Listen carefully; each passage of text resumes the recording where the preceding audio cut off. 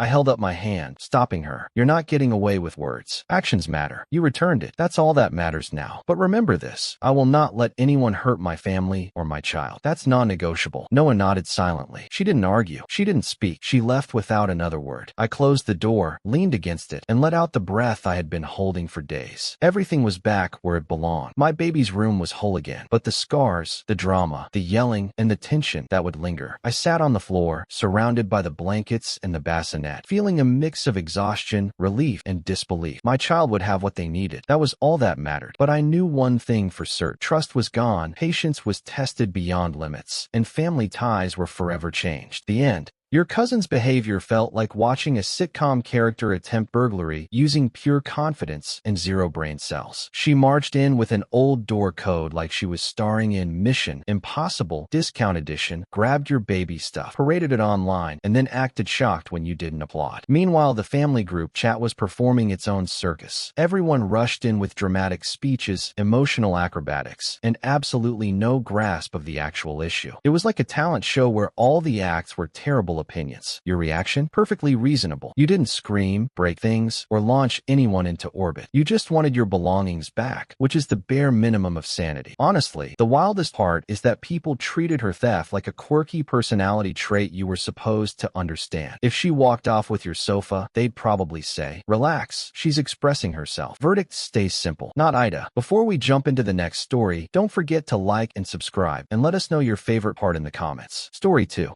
AITA for blowing up at my parents after they secretly used my credit card? I let my parents use my credit card for one small favor. A few months later, I logged in and saw over $700 in charges I never authorized. When I confronted them, they acted like I was the problem, dismissed me, and tried to gaslight me. What happened next tore my family apart. My name is Adelina. I'm 22, and this past year, I finally got a credit card to start building my credit history. I had been extremely careful with it. Mostly groceries, occasional gas, always paid off in full. I treated it like a tool, not a toy. I was proud of being responsible with my finances and finally having some independence. A few months ago, I had let my parents know the PIN because my father, Hugh, asked me to grab some medicine for the house while I wasn't feeling well. That was it. I never gave them permission to use it for anything else. Last week, I logged into my account and my stomach dropped. Over $700 in charges. Restaurants I had never been to, gas stations I had never stopped at, random household items from stores I don't even usually go to. My heart started racing. My first thought was that my card had been compromised. I felt sick. I called the bank immediately. They confirmed what I feared. The charges were made in person, with the physical card, not online. I couldn't breathe for a second. My pulse shot through the roof. I confronted my parents. Flora, my mother, and Hugh, my father, looked at me like I was overreacting. Flora sighed like I was being ridiculous and said, "We used it. We didn't think it would be a problem. We were tight on money this month." I froze. "You used my credit card? Without asking? You didn't even call me?" Hugh shrugged like it was nothing. "You weren't using it. It was fine." I felt like I'd been slapped. Fine.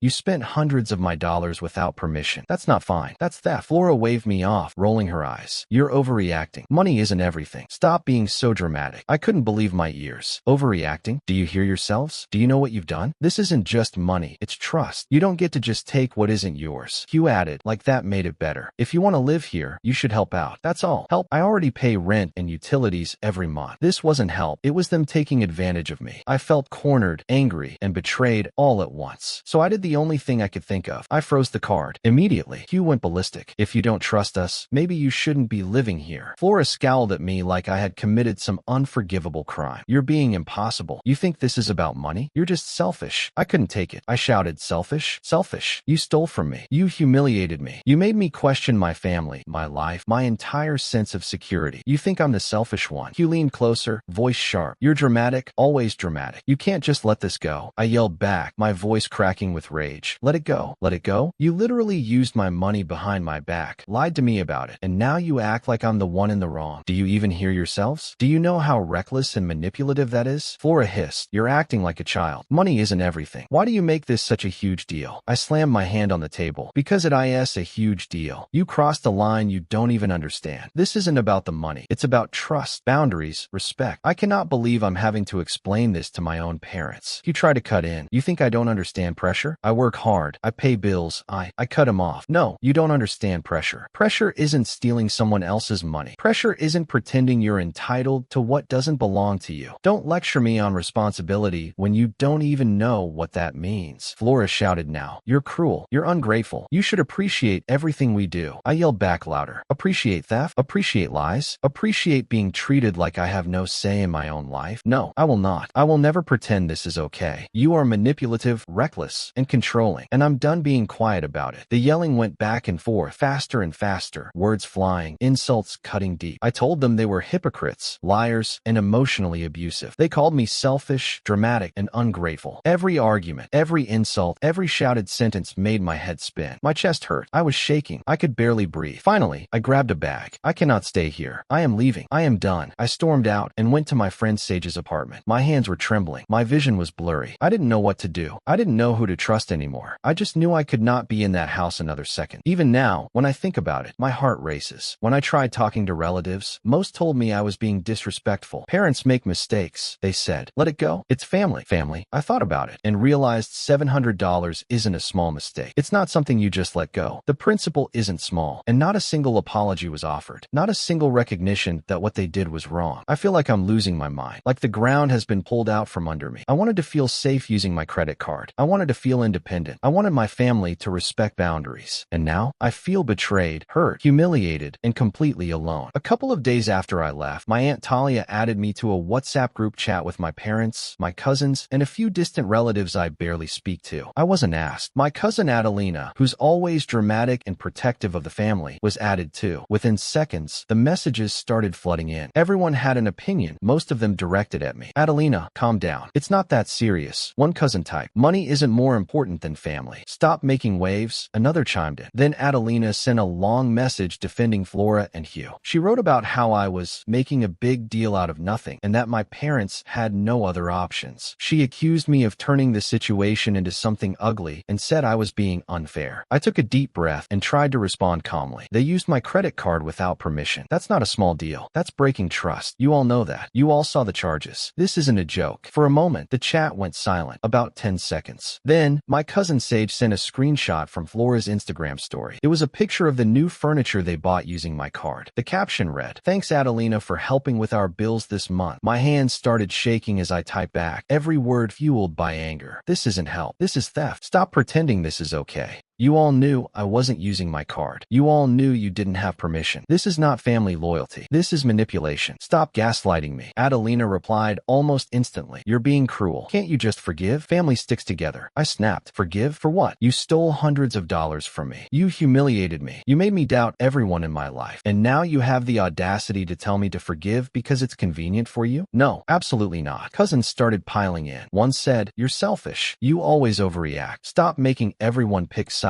Another added, you're embarrassing the family. Just chill. I could feel my blood boiling. I typed faster, louder in my own head, every word a yell through the phone. I am not selfish. I am not overreacting. I am standing up for myself. I will not apologize for someone stealing from me and pretending it's love. You think it's okay to take what isn't yours? You think it's okay to humiliate me? Do you hear yourselves? Adelina fired back. You're being harsh. You're tearing the family apart. Can't you see this? I didn't hold back. Harsh. I'm telling the truth. I'm pointing out how manipulative and reckless this is. You call me the problem when your parents steal from me? Your loyalty is a joke. Messages were flying in all directions. Cousins picked sides. Some insulted me openly. Overreacting again. Typical. You act like the world owes you everything. Why do you have to ruin family gatherings with your drama? I replied to each one, every message a fireball. I am not overreacting. I am not spoiled. I am not the villain. I will not accept theft as love. Stop pretending you have the moral high ground while standing beside thieves. Adelina left the chat after I sent a particularly long rant. Flora left shortly after. Some cousins stayed. Some tried to mediate. Some left in a flurry of frustration. The chaos was overwhelming. By the time I put my phone down, I was shaking. My chest hurt. My head spun. My heart felt like it had been ripped out. Then, late that night, a single message buzzed in from Adelina. You don't understand me. Please calm down. I didn't respond. I couldn't. I was too drained, too furious, too betrayed. The group chat had turned a single violation of trust into a family war zone. I realized how deeply some people were willing to justify wrongdoing to avoid accountability. It made me feel small, angry, and completely isolated. And yet, beneath all the yelling, the insults, the chaos, I felt a strange clarity. I could not let this go. Not now. Not ever. 3 days after the group chat chaos, there was a knock at Sage's door. My heart sank. I opened it, and there stood Hugh and Flora. I froze. My chest tightened. They wanted to talk in person. I hesitated, but I let them in. Flora immediately began, her voice trembling. Adelina, we just wanted to explain explain. I cut her off sharply, my voice shaking with anger. Explain? Explain what? That you used my money behind my back? That you thought I would just sit there and take it? You don't get to explain theft. Hugh's jaw tightened. You're making this bigger than it is. We were desperate. You don't understand what it's like. I laughed bitterly, incredulous. Desperate? You had my card, my money, and you didn't even try to call me. Did it ever occur to you that people have boundaries? That there's a line you don't cross? Flora's eyes welled up, but it didn't soften me. Hugh leaned forward, defensive. You don't know what pressure is. We were struggling. I felt my entire body tremble with fury. I know pressure. I work. I pay rent. I pay bills. I don't take what's not mine. That's responsibility. That's trust. You threw that out the window, and now you want me to act like it's nothing. Hugh shouted back. You're being dramatic. You're selfish. I yelled louder, almost losing my voice. Selfish? Selfish? I'm standing up for myself. You're the ones who are reckless, manipulative, and entitled. You think you can just use my money and call it survival? You humiliated me. You turned family into a lie. Flora started sobbing, clutching her chest. Adelina, please. Don't talk to us like that. I shook my head, tears streaming. Don't talk to me like I'm the problem. I trusted you. I let you into my life, and you used that trust like it was nothing. You call me dramatic for standing up to theft? You call me selfish for expecting respect. Hugh's face turned red. You don't live here to lecture us. You don't understand family. You're being ridiculous. I slammed my hands on the kitchen counter. Ridiculous? You spent hundreds of my dollars. Hundreds. And now you want me to understand. Understand what? That stealing is okay if it's family? That betrayal is fine if it's convenient? I will not accept that. The yelling went back and forth for nearly an hour. Every sentence was sharp, every word a jab. I insulted them, calling out their manipulation, recklessness, and their lack of empathy. They insulted me in return. Dramatic, selfish, disrespectful, ungrateful, overreacting, each word cutting deep. Hugh slammed his hand on the counter, pointing at me. Maybe you shouldn't live here if you don't trust us. I snapped back, voice shaking with rage. Maybe I shouldn't. Maybe I shouldn't trust anyone who treats my life and money as their playground. Maybe I shouldn't stay silent while people justify stealing as love. Maybe I'm done being polite to people who refuse to see the damage they cause. Flora covered her face and sobbed, but I didn't relent. Don't hide behind your tears. You hurt me. You humiliated me. You turned my home into a trap, and now you want me to act like it's fine? It's not fine. It's never fine. Hugh's voice rose again. You're tearing the family apart. I yelled back, nearly hysterical. I didn't tear the family apart. You did. You crossed every line. You made me question everyone I love. And if standing up for myself is tearing things apart, then maybe this family needed tearing apart a long time ago. By the end of it, I was shaking, exhausted, tears running down my face. My voice was hoarse, my chest burned, but I felt a strange sense of clarity. I couldn't trust them. Not yet, maybe not ever. Finally, I took a deep breath, my hands trembling as I raised my voice one last time. I'm leaving. I'm staying away until I know I'm safe financially and emotionally. I am done with this conversation. They left. I locked the door behind them and sank onto Sage's couch, my body trembling, my heart racing.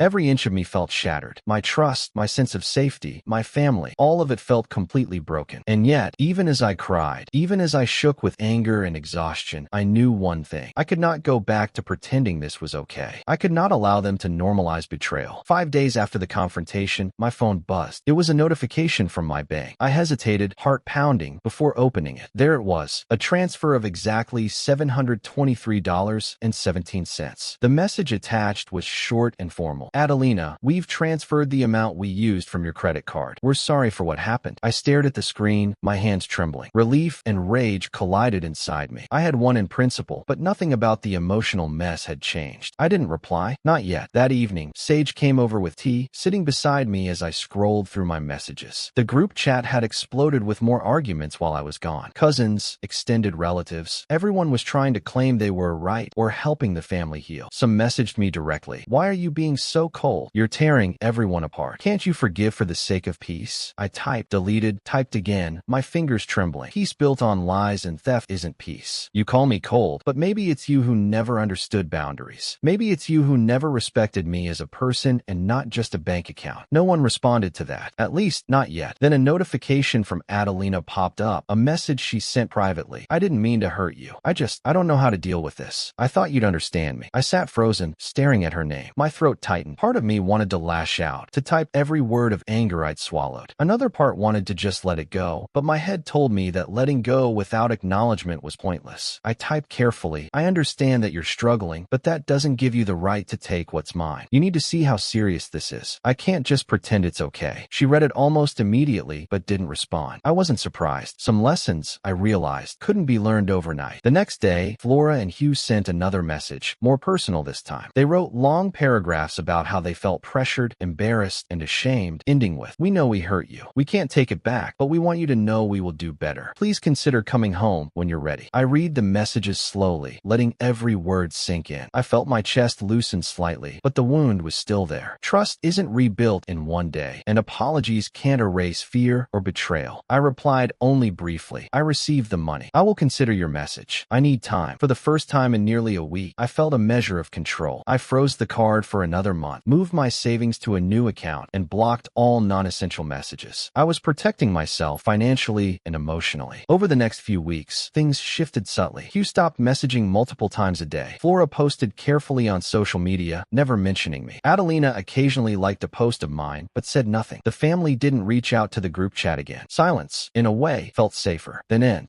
Your parents treated your credit card like it was a magical community debit portal powered by denial and bad decisions. They didn't borrow. They conducted a full-speed shopping adventure, then acted surprised when you noticed, like a kid pretending the cookie jar exploded on its own. When you called them out, they tried to talk their way out of it with the confidence of people who have never met consequences before. And the relatives? They jumped in like a discount Greek chorus offering opinions nobody ordered. You freezing the card was not dramatic. It was the only logical step in a story overflowing with nonsense. They're lucky you didn't glue the wallet shut. Verdict stays simple. Not AITA. Thanks for watching. Don't forget to like and subscribe. Got a story to share? Drop it in the comments and let us know which one was your favorite. If you enjoyed this video, you'll definitely want to check out AITA for fighting my aunt's husband trying to take over my son. Click here to watch it now.